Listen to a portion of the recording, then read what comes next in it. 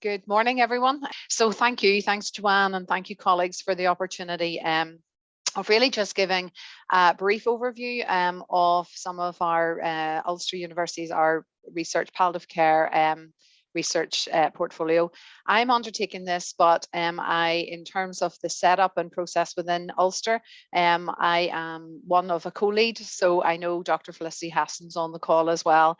So we both co-lead the palliative care strand in Ulster, located within Caring for Complex Health Needs Research Centre. So really, I think the focus of today is all around making connections. And I think it's really important when we think about connections and different points that probably even COVID has really taught us more than anything. It is important to maintain connections, see how opportunities for new connections, but it's really vital that we do have research that's both informing policy and informed by policy. So thank you, Paul, for your presentation on the public health and with the palliative care programme board. But I do think sometimes, and maybe we'll pick this up in our discussion, we do need to challenge ourselves a bit, because sometimes it's like we could have silos, and it's really strange in terms of the advantages we have in Northern Ireland is we're a small community. We all know each other. Probably most people on the call, we know who we are and we can lift the phone, which is really advantageous. But it is important that we try to maybe think that we have research that's aligned around the priorities, Paul, that you have identified for the programme, and that not just so that we're responsive, but also not just proactive and reactive is what I'm really trying to say in that. But maybe we'll pick that up in our discussion. So again, just very briefly, who we are. As I've said, I co-lead this centre with Dr. Felicity Hassan. We are located in the Institute of Nursing and Health Research. We are within a centre for caring for people with complex needs, and we are the palliative care research strand.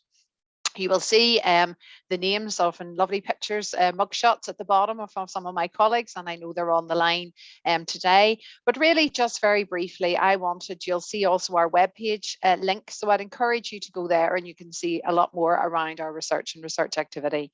But I want to focus it around 4 key themes. So the key themes of public health and palliative care, organisation of services and service delivery, again, which might focus into some of the pieces that Paul has identified. Developments around family-centred care and what that means and how we ensure that we have a strand of work that's taking that forward. And I say largely symptom management, but some of the pieces there. So also very importantly, and I noted Janice in your presentation around capacity building and research capacity. So I was a bit shocked, Paul, when you named some of those dates from 2010 and 2015, and I realize I've been here too long and have been on this journey, probably like many of you on the call. But we have to think about research capacity building and the future development. So we are very proud and also very supportive of our PhD researchers, because, and again, I know some of them are on the call, and our postdoc researchers, because they are the next generation who will be moving and developing this area on. And that is really vital for Northern Ireland, for the work that we progress, but also to maintain and continue to build our activity. So I've named, I'll not go into the details of some of our colleagues. You'll see some of them are international students. You can see there on the side some of the publications that they have. We have new PhD students starting with us again in 21, but it is really important within a research culture that we have a vibrant postdoc and PhD researcher community. And I know I'll probably both HEIs will speak and attest to that there. So we have our PhD researchers and the good work that they are seeking to develop as well. So very briefly, taking each of the strands, first of all, if we start with our public health and palliative care strand. And what I've tried to do is give you a sense of when we think about impact, and we have to work within our research excellence framework and that context. We take the actual research that has informed some of the developments. We want to think about the outputs that are there, that go in terms of what we are measured against for our peer reviewed publications.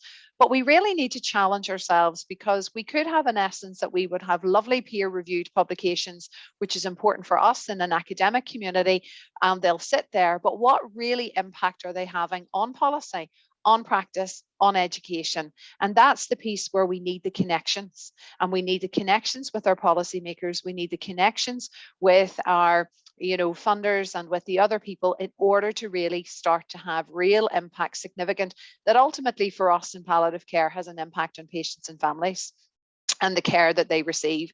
So that is the piece where we need to work and have our connections.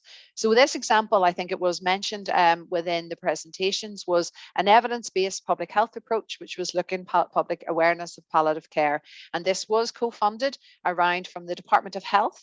We had funding from the HSC R&D division, and we also had a PhD researcher, which was then Department of Economy. So it's just to show you and illustrate the types of funding that is supporting this type of work.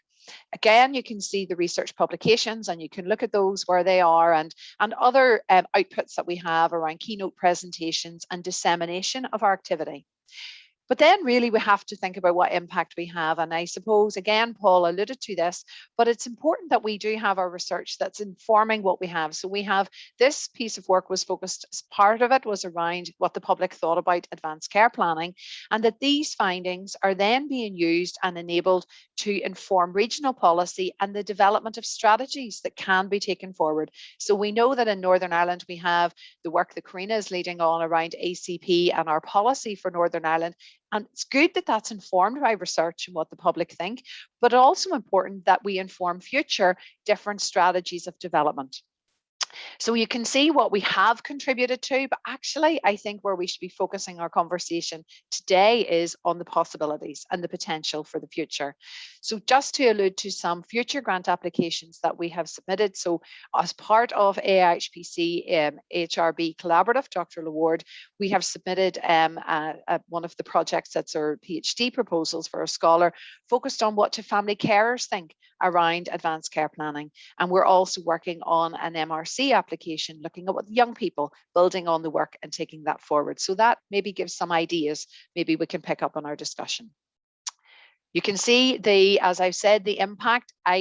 You can see all the publications that are there. I want you to look over to the right-hand side and think about these other types of impact, which are Festival of Social Science, roundtable discussion, policy impact. We need to move towards state of the nation type reports that really inform our community. And I can know that then, Paul, you can take forward in terms of with our regional policy and informing that for Northern Ireland, but also across links within the UK and globally.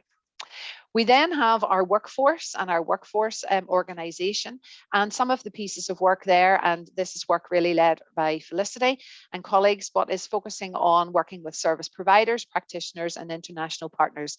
And she's leading a piece of work that's looking specifically at out of hours, but the role of healthcare assistants within the out of hours. So that speaks to different organisation of services, but also speaks to the out of hours piece and that priority area that we've identified. Also, we have some work that was led by George, again, that was looking at day hospice and day hospice services. And again, you can see the outputs there, but it's important that we use this information, this research, in order to inform future service delivery and future planning. And what would daycare services look like? This was pre-COVID. We now have COVID. We have to look at a reorganization, a recovery for within the hospices of what their service structure would look like. So this type of research can inform that. Then thirdly, the piece of work around symptom management. Again, I'm using a particular example of the constipation piece that I led with colleagues here. But again, I'm just trying to show the trajectory. This was informed by guidelines in advance, then a piece of research work that was taken forward that was looking at that in more detail to find out what actually is happening across day hospital or across specialist hospices across the UK, and then have the outputs where we developed an educational program, an educational e-module that's available there for on the professional hub. And this resource is now being taken forward and used in Ireland, UK and Australia. So it's important to see how we can progress that and still seek to think about measuring that ultimately has an impact on clinical care and can be used, informed by guidelines, research, and then taking forward the educational development. The third or fourth focus today is around family-centered care, and this is research work that's being led by my colleague Dr. Chera Semple. This is focused very much within the area of cancer, but it is the key populations are parents that are newly diagnosed with cancer and children impacted by the parental cancer, and also bereaved parents with dependent children.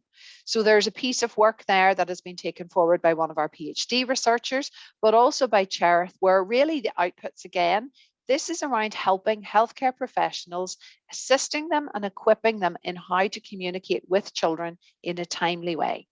So the output has been a tailored theory-driven educational intervention and an e-learning module that's been developed for communicating whenever you have a parental cancer diagnosis.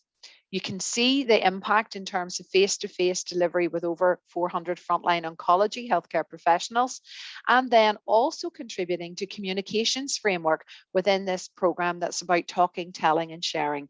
And again, linking this and taking it to the top tips for healthcare professionals. So very practical, orientated, useful tools that can be used in clinical practice that makes the link through, but informed by a theory and empirically driven educational intervention.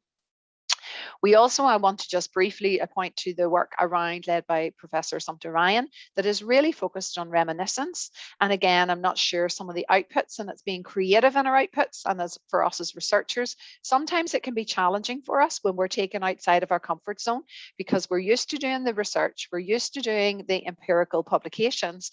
And sometimes when we have to be creative, when we have other outputs that focus and link in with PPI and with the public, but also whenever policymakers want to take some elements of our research and actually they need to tailor that to the messaging that they have. So I'd like us to maybe pick that up in our discussion as well. So you can see just some aspects about the impact and the Inspire app and how that's been taken forward. Piece of work, really important, and what I'm alluding to is the whole focus of dissemination and knowledge transfer. And we do have our MTREC model. Again, I'd encourage you to point you to look at the actual hub and the site that's taken around this.